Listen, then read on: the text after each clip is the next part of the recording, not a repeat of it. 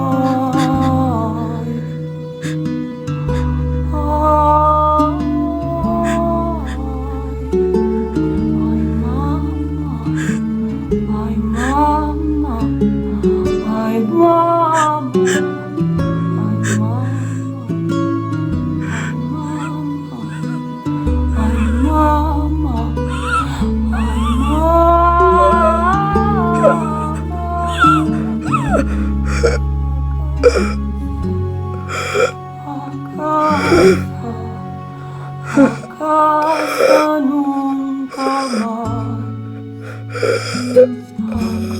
Las mujeres temen que los hombres las asesinen. Casa nunca jamás. 1, 2, 3, 4, 5, 6, 7.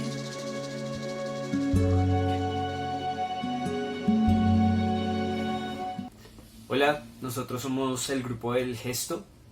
Nosotros al principio del semestre pues nos unimos con la idea de explorar el gesto en movimiento, a ver qué pasaba en escena, qué repercusión tenía eso en el intérprete y en el espectador. Primeramente, nosotros nos fuimos a la exploración de cuál debería ser el entrenamiento de una persona que quiere hacer danza teatro.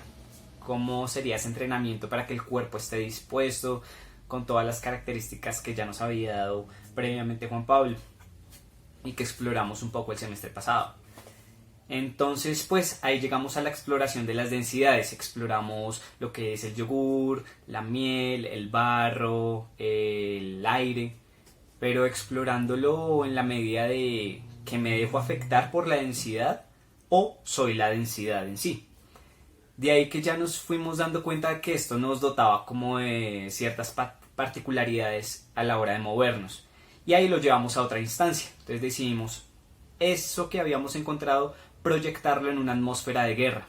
De ahí entonces empezamos a explorar, surgieron algunos personajes que eran muy abiertos porque uno no sabía si era la víctima o el victimario. Igual decidimos no pararle bolas y seguir como en la exploración. Entonces ya teniendo estos personajes empezamos como a soltar un poco el tema de las densidades y nos fuimos por una línea dramática.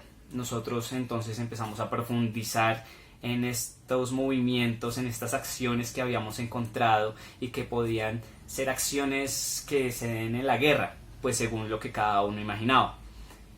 Y de ahí entonces en los videos que íbamos mandando al grupo nos fuimos dando cuenta que se podía como narrar una historia.